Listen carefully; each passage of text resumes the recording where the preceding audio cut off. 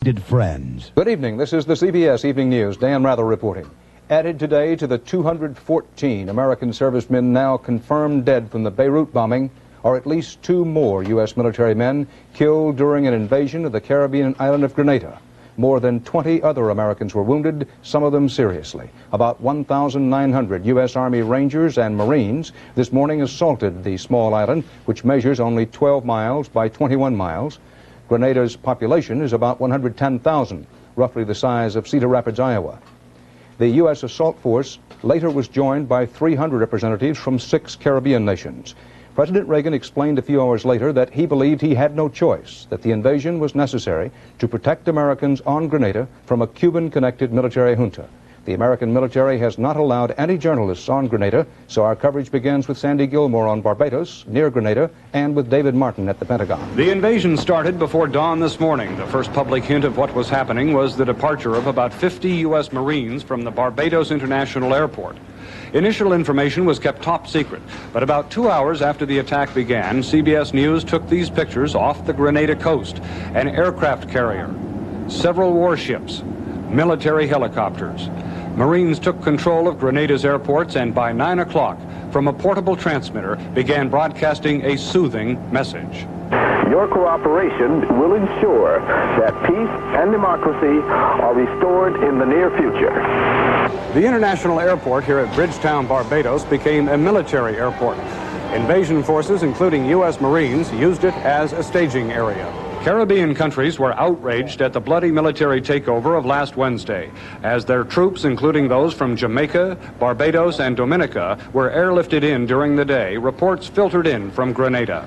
An American medical student, one of several hundred trapped on Grenada, spoke on ham radio. Okay, be advised that there, as the gunships passed over, there were quite a bit of ground fire from the immediate area. There is gunfire directly outside of our campus, and maybe not more than 100 feet, 200 feet away. Over. QS number 6 wounded. Who are they? Over. Okay, wounded are U.S. Marines. Okay, they are U.S. Marines. As the hours went by, it was clear the U.S. and Caribbean troops had gained control. A Barbados radio station talked to a man in Grenada by telephone, a happy man. Oh, it's fun. We're free this time, real free. Sandy Gilmore, CBS News, Barbados. It was a classic pre-dawn strike. At 5:30 this morning, Army Rangers and Marine assault troops, 1,900 in all, seized the island's only 2 airfields. The Marines went into Pearls Airport by helicopter from amphibious ships offshore. The Rangers took Salinas Airport, some of them parachuting in to remove obstacles from the runway so airplanes could land with the rest of the invasion force. Psychological warfare teams set up radio transmitters and began calling on the defenders to lay down their arms, but some of them didn't. At one point, American planes came under fire from Soviet-made anti-aircraft batteries, but were quickly silenced by Air Force C-130 gunships. At least 1 U.S. helicopter was forced down, although it is not clear whether by fire or mechanical difficulty. On the ground, American soldiers came under small arms fire, some of it coming from Cubans. There are 500 Cuban construction workers lengthening the runway at Salinas, and a much smaller number of Cuban military advisors at a nearby training camp for the tiny 1,200-man Grenadan army. Between 2,000 and 5,000 members of the island militia were called up over the weekend as invasion fears mounted. Once the American Rangers took the airfield, they moved to secure the nearby campus of St. George's Medical School, home of roughly half the 1,000 Americans on the island. So far, U.S. officials say, no Americans have been evacuated. But U.S. forces have more to do than just protect American citizens. They are there, in the words of a Pentagon briefer, to quote-unquote neutralize the Grenadan armed forces, preferably by peaceful surrender, by force of arms if necessary. Reinforcements for the Marines are waiting offshore on the carrier Guam, along with air cover from the aircraft carrier Independence. Additional Army troops would come from bases in the southern U.S. U.S. officials insist American troops will leave Grenada in a matter of days, as soon as a caretaker government can assume control. But first, Pentagon officials say all pockets of resistance must be cleared out. That could take time, and more importantly, it could cost lives. David Martin, CBS News, the Pentagon.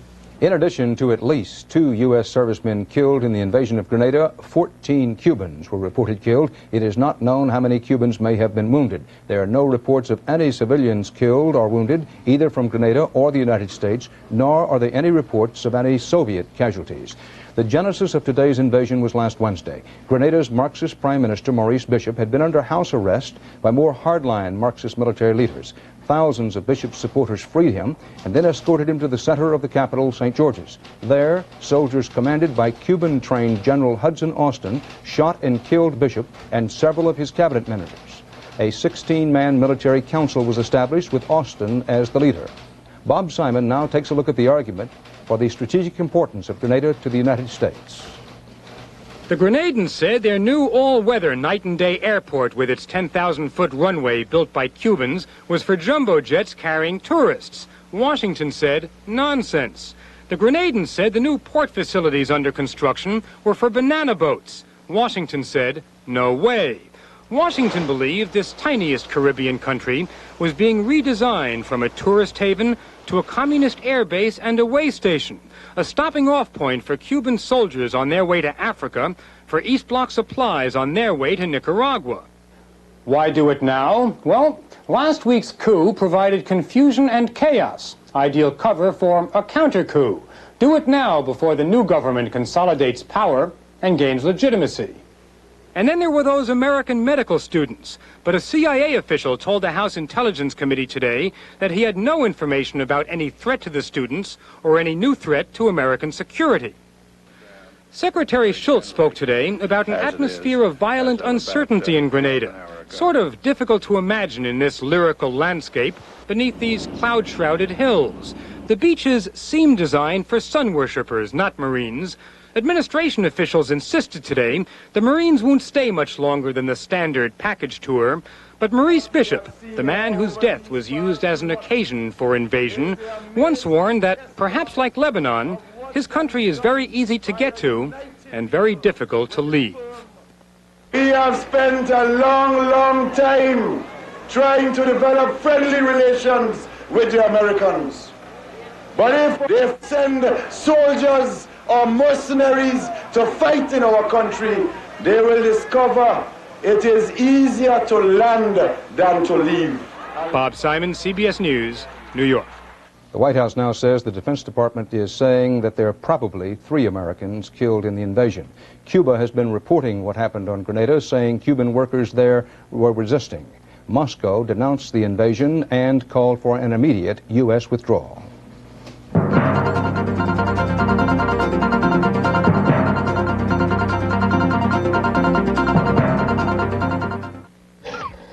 Hello, Gene. Sorry to call so late, but I'm worried about Mike. I don't like the sound of his cough. It's very congested.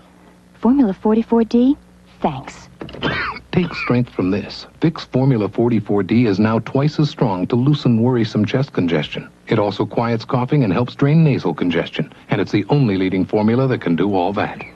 See, honey, nothing to worry about. Vicks Formula 44D, made stronger to take the worry out of congested coughs. We're beginning our descent into the Dallas-Fort Worth Airport. Good. This is an American Airlines flight attendants class, a training program so selective only 1 out of 200 applicants is accepted. Here's Shelley Hughes, learn to give you the best flight possible, and she'll continue to receive even more training.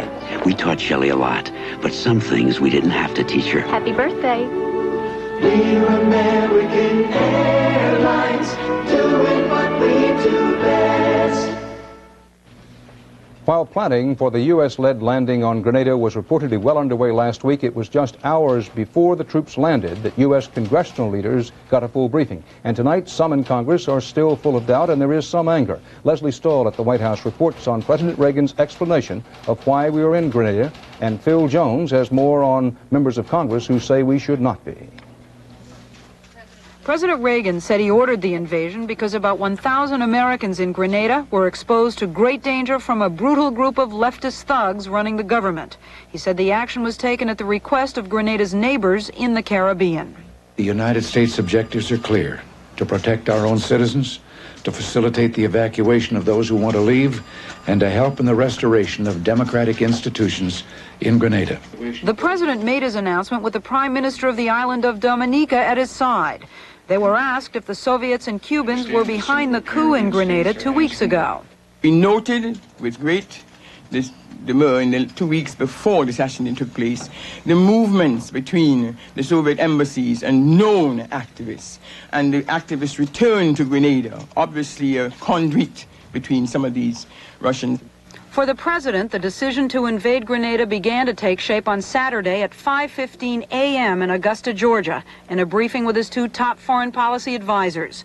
The White House released photographs to show the president hard at work early in the morning and to quash any thought that the Grenada operation was intended in any way to draw attention away from the disaster in Beirut. Well before the Beirut bombing at 5:58 a.m. Saturday, the president telephoned Vice President Bush, who was convening a meeting on Grenada at the White House.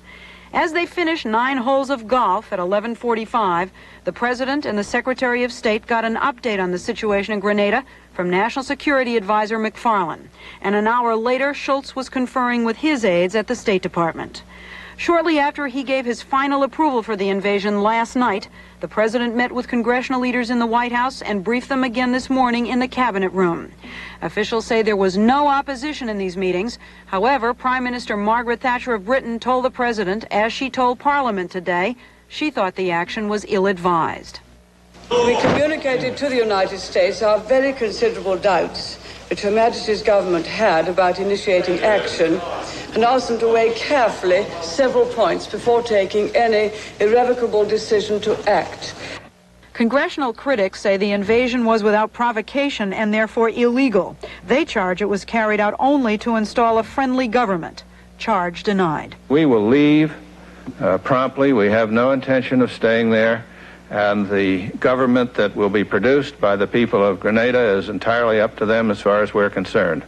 The president plans to go on television Thursday night to address the nation. Tonight, the president notified Congress under the War Powers Act. But as with the Marines in Beirut a year ago, he set no timetable for bringing the troops home.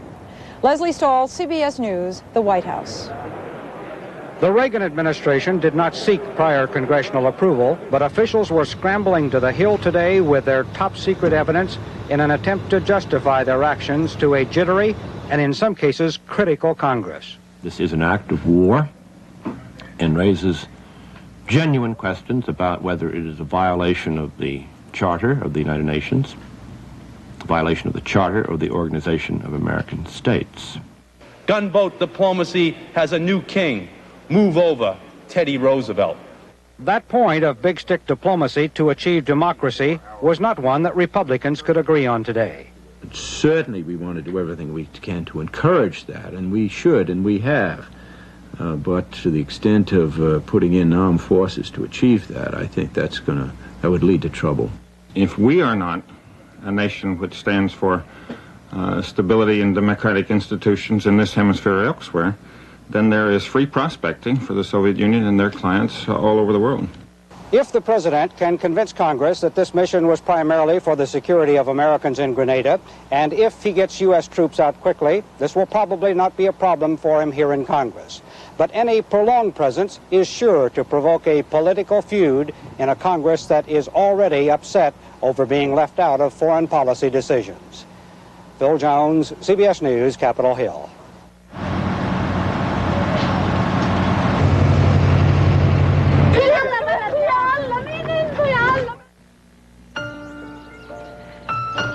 I've made up my mind. Yeah? Yeah.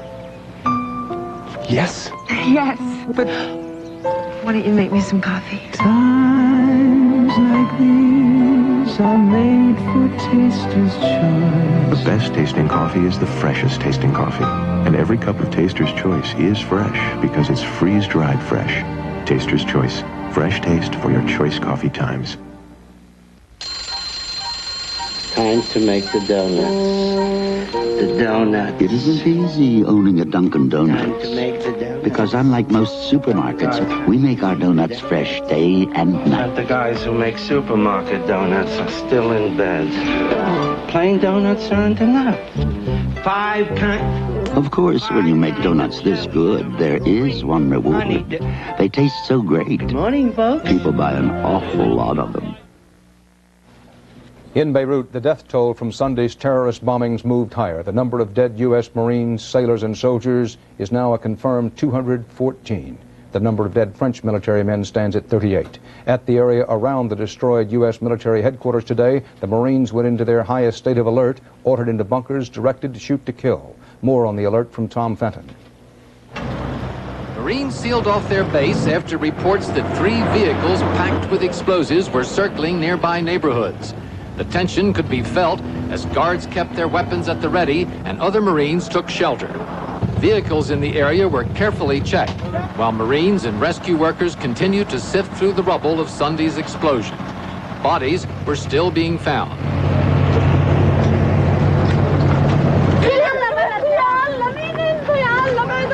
Young Lebanese woman who had recently married an American serviceman left grief-stricken after visiting the scene where he died. The serviceman had decided to return to Beirut from his honeymoon one day early and was killed in the blast. Later today, the commandant of the Marine Corps arrived in Beirut to review security for the Marines. I have been here twice in the last several months. I've looked at the security measures and have been most satisfied. I think one has to realize that if you have a determined individual who is willing to risk his life, or rather give up his life in a situation like this, that chances are he's going to get through and do that. General Kelly will stay for several days. While he's here, he may also study the role of the American contingent in the peacekeeping force. Any major change in the role of the multinational force would have far-reaching implications. Expansion of its area of operations could mean sending in many more men, and a shift to an offensive role would mean becoming an active participant in what is still a Lebanese civil war. The 2,000-man French contingent is already stretched to the limit trying to police downtown Beirut. The French, too, are still uncovering bodies, but there is no hope of finding any more alive. The Americans, like the French, are now getting near the end. They are approaching the bottom of the rubble where more Marines still lay buried. Tom Fenton, CBS News, Beirut. There are about 6,300 miles between Grenada and Lebanon, and in his commentary tonight, Bill Moyers finds those nations are not only miles apart, but worlds apart. Bill? In a world where freedom has enemies, the use of force can be justified. The question is always when and where. Not all our enemies can harm us equally, and we ought to be careful to expend our treasure and lives on those who can truly hurt us. There's no satisfactory justification for the loss of all those Marines in Beirut in a cause so far removed from our national security. We have interest there, but they're poorly served by assigning men to a dubious mission exposed to factions of rival cutthroats, murderous gangs, and swarms of religious fanatics. If our credibility is at stake in Lebanon, as the President says, it's not enhanced by folly. Grenada, on the other hand, is not Lebanon. You can argue that a tiny island with a leftist government could scarcely have been more than a nuisance, if that. But then that huge airstrip appeared, built with Soviet and Cuban help, and harder-line Marxists trained in Cuba threw out the hardliners already in power. There followed a bloodletting similar to the one Marxists had already inflicted on opponents in nearby Suriname. You can hardly blame the peaceful islands around Grenada for being alarmed, or an American president for imagining the strategic consequences of yet another Soviet base in the Caribbean. John Kennedy almost went to war to get Soviet missiles out of Cuba, and Lyndon Johnson sent some 20,000 troops, of whom 28 died, to prevent a communist takeover in the Dominican Republic. So it's not surprising that Mr. Reagan would also consider the use of force legitimate in the Caribbean. Whether the price was worth it depends on whether the result is to replace their thugs, as Mr. Reagan calls them, with our thugs, as happened in Guatemala and Chile, or whether the people of Grenada really get their freedom back. If this happens, there will be no less grief for the next of kin of the troops who died in Grenada than for those slain in Beirut. But at least they can say, mission accomplished. Dan. Thank you, Bill. We'll have more of the day's news in a moment, and tonight at 11:30, 10:30 Central Time, CBS News will present a special broadcast on today's invasion of Grenada.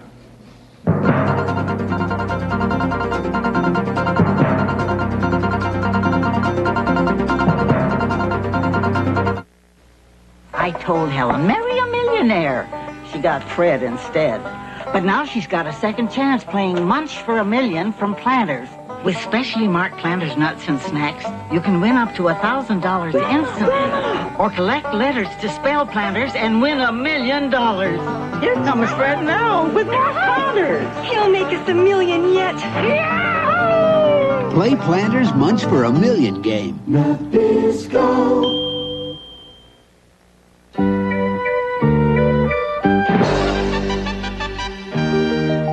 A colorful breakthrough. Canon's 270F. It lets you make up to 27 copies a minute, reduces, enlarges, can even feed and collate automatically. But the 270F does more. It lets you communicate in color at a price that keeps you in the black.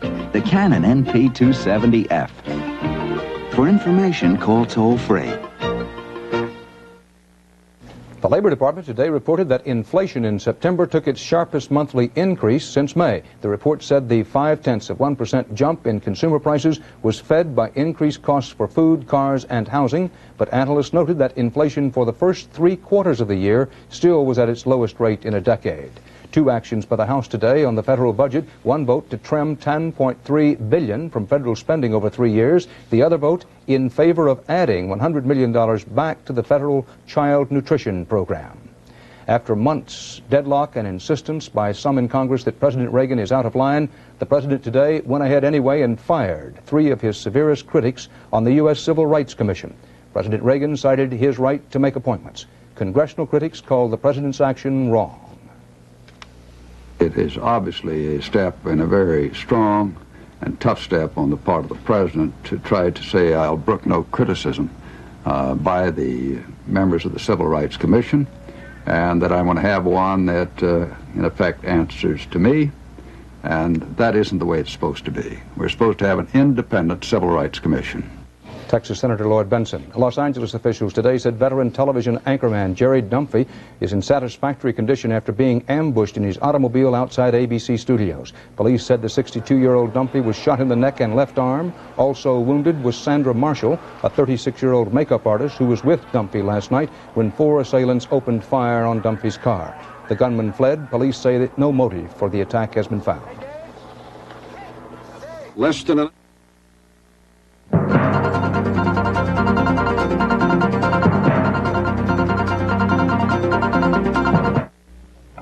Minutes seem like hours when hemorrhoids flare up, but today science has developed a unique system for fast, effective temporary relief of occasional hemorrhoidal pain and itch. This fast relief is new Fleet Relief. Faster than suppositories, its unique applicator allows a hospital-tested ingredient to reach painful areas instantly for effective relief that lasts. Fleet Relief is convenient, portable, ready to use, and disposable. Don't wait for relief. For fast relief, Fleet Relief. There is a special feeling at Oldsmobile. Now, don't get the wrong impression. I didn't get this Cutlass Sierra just for fun. But this car is the most fun I've had in a long time. Because the Cutlass Sierra handles as smart as it looks. And that's fun you can feel. Of course, man does not drive for fun alone. But maybe he should. There is a special feel in an Oldsmobile. Sodium can turn up where you least expect it. Even in your antacid tablet. Your antacid tablet. If you're concerned about sodium, what antacid do you take? Tums is sodium-free, and it also neutralizes 1/3 more stomach acid than the other leading brand. Tums lets you do without the heartburn and without all that sodium.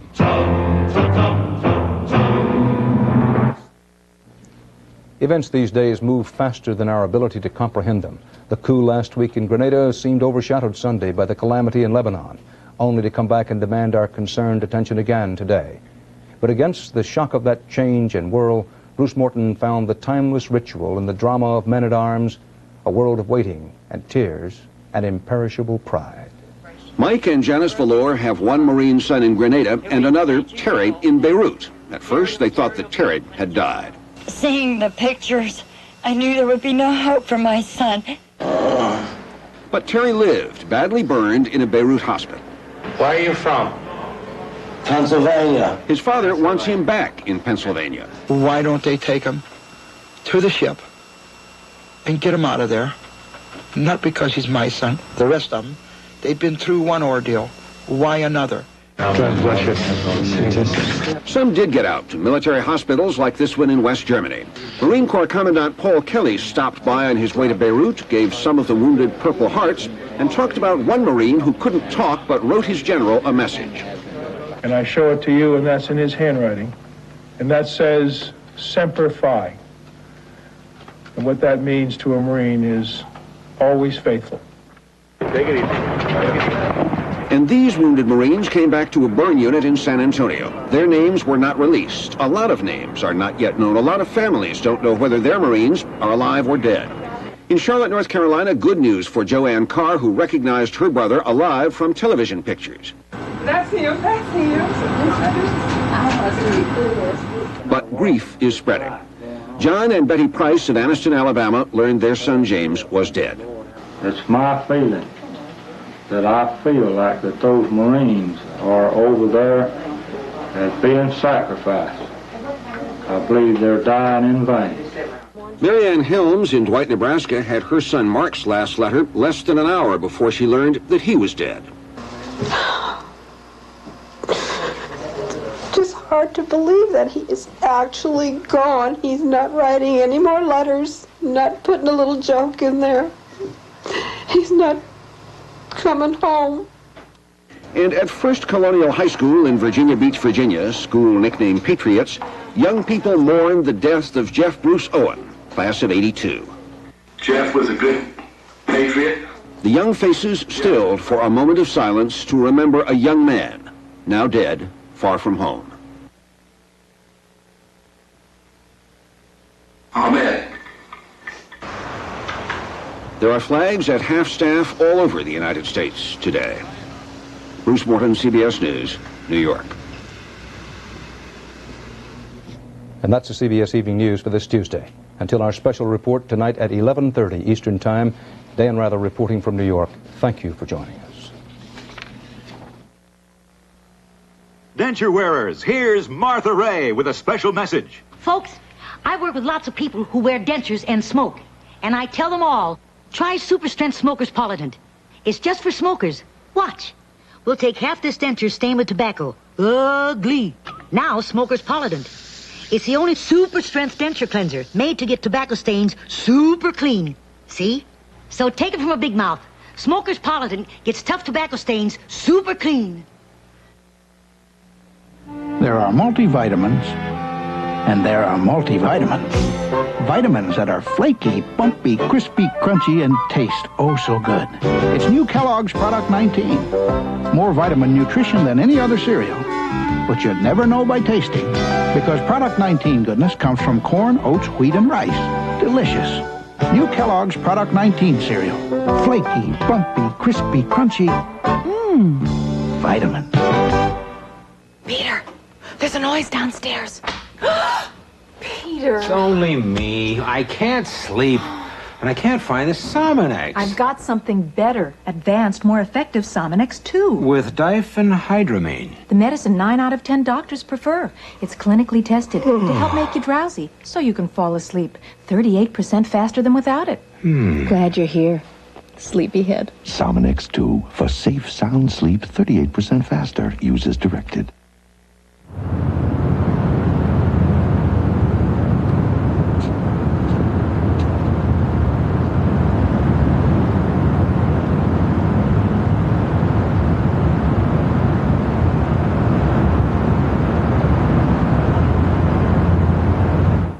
This is CBS.